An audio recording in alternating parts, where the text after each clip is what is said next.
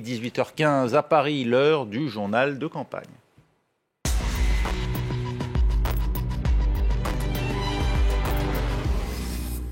Les Français votent dans 4 jours maintenant pour le second tour de l'élection présidentielle. Point d'orgue de cette campagne d'entre-deux tours, le débat entre les deux finalistes. Ce soir, Marine Le Pen et Emmanuel Macron seront pour la première fois devant les caméras de télévision, face à face, sans autre contradicteur, opposés devant des millions de téléspectateurs.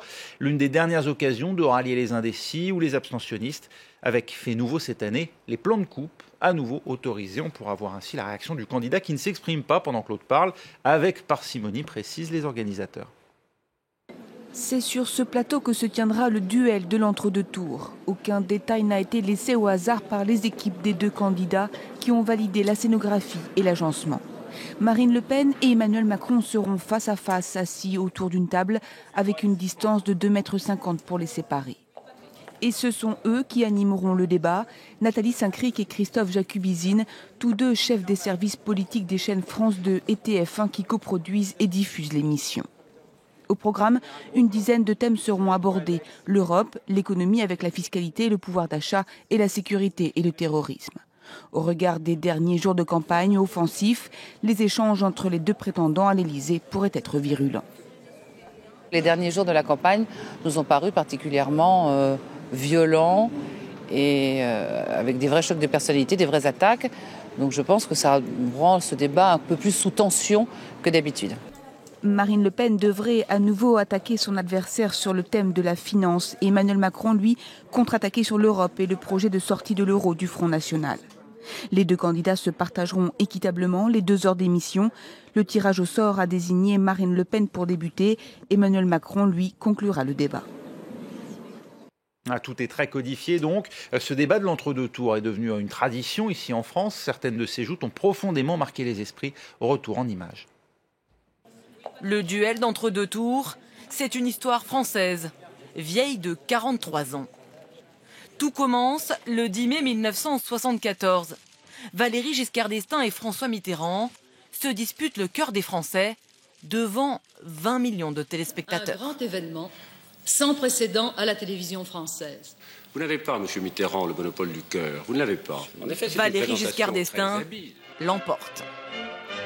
7 ans plus tard, les deux hommes se retrouvent, mais cette fois, François Mitterrand tient sa revanche et s'impose. Vous avez tendance un peu à reprendre le refrain d'il y a 7 ans, l'homme du passé. C'est quand même ennuyeux que dans l'intervalle, vous soyez devenu, vous, l'homme du passif. En 1988, François Mitterrand est toujours là. Président sortant, il est face à son Premier ministre et le lui fait savoir. Je ne suis pas le Premier ministre et vous n'êtes pas le Président de la République. Nous sommes 2 candidats. Vous me permettrez donc de vous appeler Monsieur Mitterrand. Mais vous avez tout à fait raison, Monsieur le Premier ministre. Depuis plus de 40 ans, le modèle n'a pas changé. À chaque fois, 2 journalistes animent les échanges, mais leur rôle est très secondaire. Autour de la table, ils sont 4, mais le débat se joue à 2. Pourquoi, Madame Royal Il faut qu'ils se parlent. C'est ça le vrai débat, l'enjeu du débat de second tour. Il faut que les deux candidats, face à face, les yeux dans les yeux, à un moment se regardent, échangent, se répondent. Moi, président de la République, je ne serai pas le chef de la majorité. Je ne recevrai pas les parlementaires de la majorité à l'Élysée.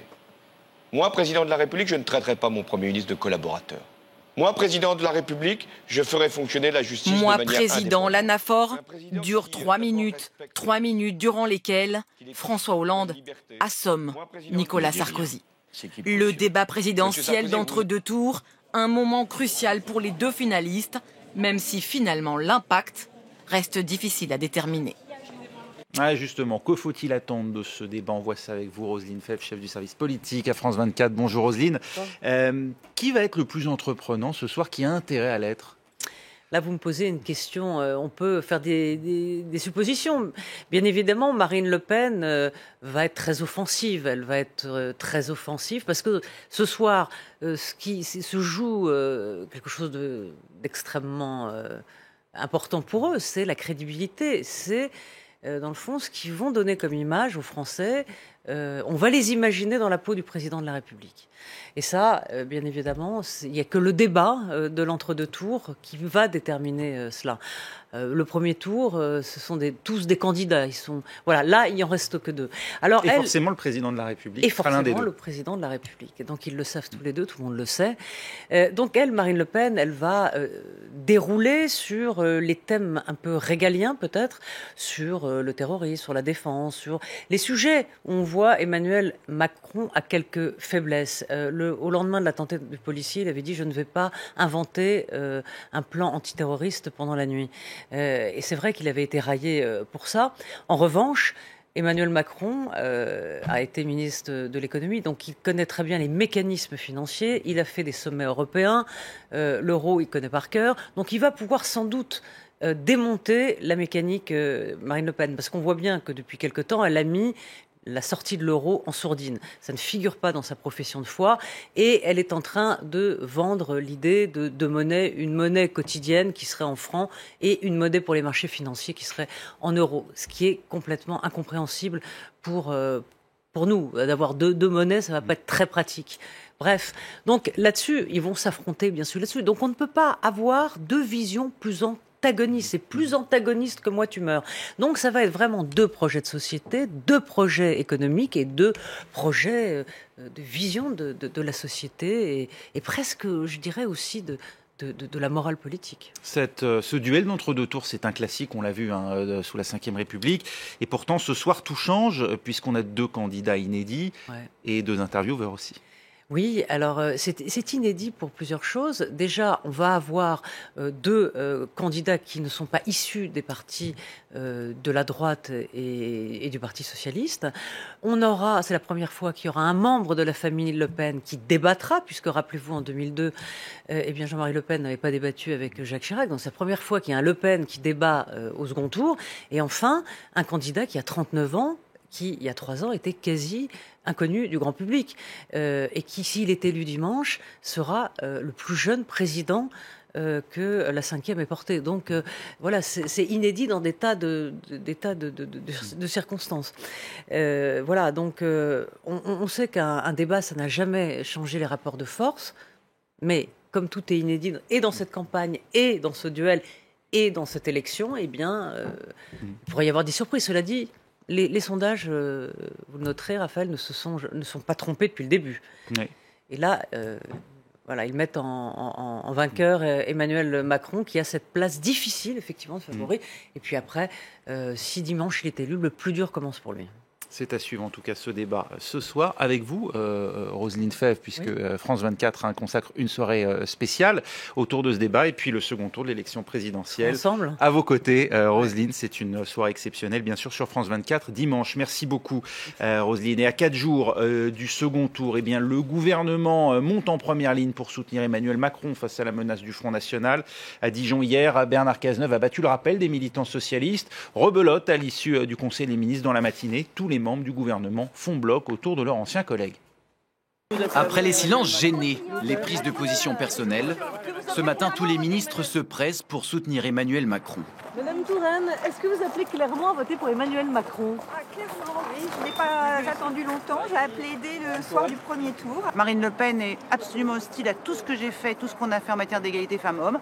J'appelle donc clairement à voter Emmanuel Macron. Nous sommes regardés dans le monde entier et c'est pour ça qu'il faut que cet écart et que l'avance d'Emmanuel Macron soit la plus forte possible dimanche soir. Si Emmanuel Macron Ségolène Royal, la finaliste de 2007, fait même demi-tour. Revient devant les micros pour livrer ses conseils. Les conseils sont assez simples.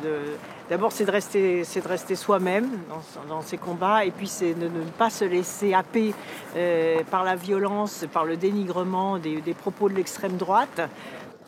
Hier soir à Dijon, lors d'un meeting du PS en soutien à Emmanuel Macron, le Premier ministre donnait déjà le ton. Lorsqu'il y a des choix à faire, il faut dire les choses clairement, il faut le faire sans ambiguïté, il faut jeter toutes ses forces dans la bataille. Mais Bernard Cazeneuve en a aussi profité pour dessiner la stratégie du Parti socialiste, défendre le quinquennat de François Hollande. Si nous voulons que l'action qui a été engagée ne soit pas fondamentalement remise en cause, il faudra dans les semaines et les mois qui viennent que nous ayons de la force pour aller plus loin et faire en sorte que ce que nous avons engagé se poursuive.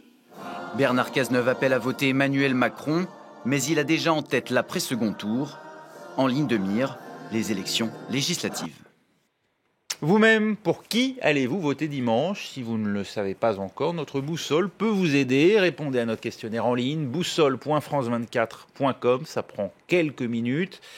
Qui sont les électeurs de Marine Le Pen et d'Emmanuel Macron, justement? Eh bien, la boussole nous donne une indication. Mickaël Temporaou, vous êtes analyste donnée à Vox Pop Labs. Est-ce qu'on observe justement une présence marquée de la religion dans l'électorat de l'un ou l'autre des deux candidats?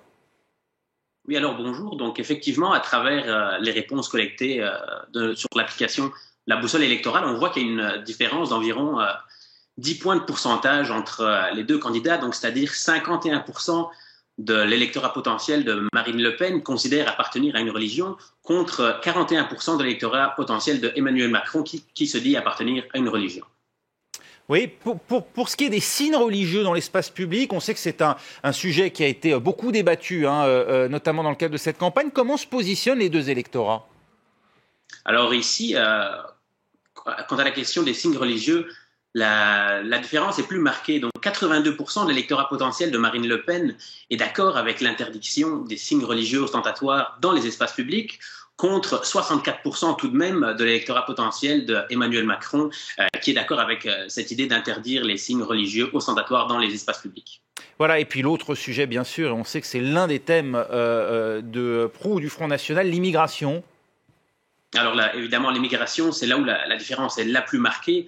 93% d'électorat potentiel de Marine Le Pen souhaitent que la France accepte moins d'immigrés, contre 31% de l'électorat potentiel d'Emmanuel Macron qui souhaiterait que la France accepte moins d'immigrés.